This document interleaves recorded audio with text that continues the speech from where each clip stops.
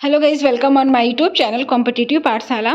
तो हम डिस्कस कर रहे हैं आपकी केवीएस की सारी जो पैडोलॉजी है, केवीएस का जो इन्वायरमेंट का सेक्शन है। केवीएस में आपके इन्वायरमेंट से जो 20 नंबर के प्रश्न पूछे जाएंगे, वहाँ से आपका चैप्टर वाइज हम रिवीजन स्टार्ट किए हुए हैं। चीज़ों को वन लाइनर में, मतलब जितने भी ज़्यादा से ज़्यादा शॉर्ट हो सकती हैं, जो भी आपके लिए इम्पॉर्टेंट है, सिर्फ उन्हीं चीज़ों का नोट्स बनाते हुए और उन्हीं चीज़ों को एक्सप्लेन करते हुए चैप्टर वाइज आगे बढ़ रहे हैं। इसके जो क्रम है, इसके पहले हमने पढ़ा हुआ था अध्याय फर्स्ट चैप्टर 1, जिसमें कि आपकी पर्यावरण की क्या क्या चीज़ें हैं, पर्यावरण में क्या क्या चीज़ें हमें पढ़नी है और क्या होता है पर्यावरण। पर्यावरण के वायुमंडल, जलमंडल, स्थलमंडल, जैवमंडल क्या होते हैं, इन सभी के बारे में हमने डिस्कस किया था आपके पहले चैप्टर में पर्यावरण के। आज हम स्टार्ट करेंगे चैप्टर 2, जिसमें कि आपकी इकोलॉजी, पारिस्थितिकी है। इकोलॉजी जो आपका पारिस्थितिकी तंत्र है, उसके बारे में कि ये क्या होता है।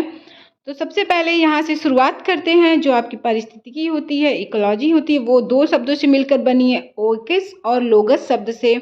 इसका अर्थ होता है कि रहने का स्थान, प्लेस ऑफ लिविंग, और लोगस का मतलब होता है कि अध्ययन, स्टडी जो है वो लोगस का मतलब होता है। तो यहाँ से जो लॉगी है, मतलब पर्यावरण का हम किस प्रकार से अध्ययन कर रहे हैं, वो आपके पारिस्थितिकी के अंतर्गत आता है। इसका डेफिनेशन है कि the study of relationship between livings organism and their physical environment is known as ecology. तो किस प्रकार से हम उसका रिलेशन बना रहे हैं, किस प्रकार से हम जो भौतिक वातावरण है, जो जीव हैं, जैसे कि जो जीव हैं और उनका जो भौतिक वातावरण है, उसके बीच में कौन सा संबंध है, किस प्रकार से वो उससे जुड़े हुए हैं, उन्हीं के संबंधों का अध्ययन जो है वो आपका इकोलॉजी कहलाता है। जीवों तथा उनके भौतिक वातावरण के बीच संबंधों का अध्ययन पारिस्थितिकी कहलाता है। जैसे अगर आपका इस प्रकार से कोई जीव है, तो जीव पर क्या क्या चीज़ें इफ़ेक्ट करेंगी, तो वहाँ की उस जीव की जो जहाँ पे वो जीव रह रहा है, वहाँ की मृदा किस प्रकार की है, वहाँ के जल किस प्रकार की है, या फिर वहाँ पे जल है, ज़्यादा मात्रा में है, कम मात्रा में है। जैसे कि राजस्थान में जल आपकी बहुत कम मात्रा में है, तो वहाँ के जीव किस प्रकार से सर्वाइव करते हैं। वहाँ की जो मृदा है मरुस्थलीय टाइप की है, मिट्टी रेतीली है, तो वहाँ के जीव। बाकी अगर आप इधर आ जाएं उत्तर के क्षेत्र में, तो वहाँ पे आपको मिलेगा जलोढ़ मिट्टी। इसी प्रकार से कौन सा जीव जो है, उसकी जो भौतिक वातावरण है, वो किस भौतिक वातावरण में निवास कर रहा है, जैसे उसकी मृदा क्या है, जल किस प्रकार का है, जो जीव वहाँ पे रह रहा है उसका वायुमंडल किस प्रकार का है, और वहाँ का टेम्परेचर किस प्रकार का है। तो जब हम जीवों का अध्ययन उनके भौतिक वातावरण से करते हैं, तो इस प्रकार की जो घटना है वो हमारी पारिस्थितिकी कहलाती है, इकोलॉजी कहलाती है। आगे है कि पारिस्थितिकी शब्द के जनक, पारिस्थितिकी शब्द के जनक पी ओडम है। अर्थात जो आपकी पारिस्थितिकी शब्द है उसको पी ओडम महोदय ने दिया हुआ है। परंतु पारिस्थितिकी शब्द के सर्वप्रथम प्रयोगकर्ता अर्नेस्ट हैकल है। अगर ये प्रश्न बने कि आपसे पूछे कि पारिस्थितिकी शब्द के जनक कौन है, तो पी ओडम, और पारिस्थितिकी तंत्र के प्रयोगकर्ता कौन है, तो अर्नेस्ट हैकल। 1869 में अर्नेस्ट हैकल ने पारिस्थितिकी शब्द का सर्वप्रथम प्रयोग किया। आगे है पारिस्थितिकी के अन्य नाम। जो आपकी इकोलॉजी है उसके अन्य कौन कौन से नाम है, तो समुदाय विज्ञान, वैज्ञानिक प्रकृति का इतिहास, मस्तिष्क की दशा। तो इनमें से जो पारिस्थितिकी है उसको समुदाय विज्ञान किसने कहा। पारिस्थितिकी तंत्र के जो अन्य नाम है उसको, आपके जैसे समुदाय विज्ञान है उसको क्लीमेंटल ने पारिस्थितिकी को समुदाय विज्ञान कहा, जबकि चार्ल्स एडलर ने वैज्ञानिक प्रकृति का इतिहास कहा, वही मेडॉस्क महोदय ने इसको मस्तिष्क की दशा कहा। इस प्रकार से इसके 3 अन्य नाम हैं, समुदाय विज्ञान, प्राकृतिक वैज्ञानिक प्राकृतिक का इतिहास, या फिर मस्तिष्क की दशा। और किसने किसने कहा है, तो इसको भी याद रखिएगा कि क्लीमेंटल ने समुदाय विज्ञान कहा है, चार्ल्स एडलर ने वैज्ञानिक प्राकृतिक का इतिहास, जबकि मैडॉक्स ने मस्तिष्क की दशा कहा है इसको। आगे है परितंत्र के बारे में कि परितंत्र क्या है। परितंत्र क्या होता है। तो पेड़ पौधा, जीव जंतु तथा मानव को अपने आसपास के पर्यावरण पर आश्रित होता है, प्रायः एक दूसरे पर भी आश्रित है। जीवधारियों का आपसी व अपने आसपास के पर्यावरण के बीच के संबंध को ही परितंत्र का निर्माण करना कहलाता है। तो जैसे जो जीवधारी होते हैं, जिस वातावरण में रहते हैं, जिस भौतिक वातावरण में रहते हैं, वो उसके साथ जो संबंध रखते हैं उसी को परितंत्र कहते हैं। तो प्रत्येक जीव का अपना अपना परितंत्र होता है। इसी प्रकार जैसे कि वन का परितंत्र अलग है, फॉरेस्ट जो है वो आपका इसका परितंत्र अलग है। उसी प्रकार घास स्थल, रेगिस्तान, पर्वत, झील, नदी, महासागर, ये सभी जो हैं वो परितंत्र के उदाहरण हैं। आगे दिया है कि किसी क्षेत्र विशेष के जीवों एवं उनके भौतिक वातावरण के बीच होने वाली पारस्परिक क्रियाओं का अध्ययन परितंत्र कहलाता है। परितंत्र प्रकृति की कार्यात्मक इकाई होती है। ये आपका बहुत इम्पॉर्टेंट है कि परितंत्र जो होती है वो प्रकृति की कार्यात्मक इकाई होती है, भावात्मक इकाई होती है, या फिर कौन सी इकाई होती है। तो यहाँ पे जो परितंत्र है वो प्रकृति की कार्यात्मक इकाई होती है। आगे है परितंत्र शब्द को सबसे पहले एजी टॉन्सले ने 1935 में दिया था। इसके पहले हमने बताया था कि जो इकोलॉजी शब्द है उसका सबसे पहले जो शब्द है इकोलॉजी, उसको पारिस्थितिकी जो शब्द है उसको सबसे पहले किसने दिया था? तो पी ओडम ने। और सबसे पहले इस शब्द का प्रयोग किसने किया? तो अर्नेस्ट हैकल ने प्रयोग किया। और इस शब्द परितंत्र शब्द को सबसे पहले एजी टॉन्सले ने दिया। परितंत्र को शब्द को सबसे पहले एजी टॉन्सले ने 1935 में दिया। आगे है परितंत्र के प्रकार। परितंत्र के कौन कौन से प्रकार होते हैं? तो फ्रेंड्स, परितंत्र के दो प्रकार हैं, प्राकृतिक परितंत्र, कृत्रिम परितंत्र।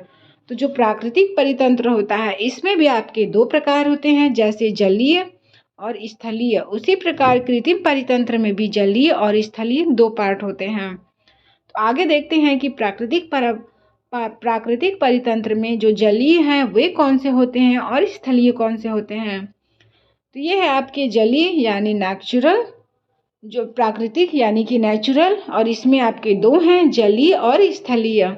तो जलीय परितंत्र में महासागर, झील, तालाब, नदियाँ, ये सभी जो हैं वो जलीय हैं और प्राकृतिक हैं। वहीं अगर घास का मैदान, पर्वत, वन, मरुस्थल, ये सभी जो चार हैं, पांच हैं, इसी प्रकार के जो भी इत्यादि और हैं, वो सभी आपके स्थलीय परितंत्र हैं जो कि स्थल पे पाई जाती हैं।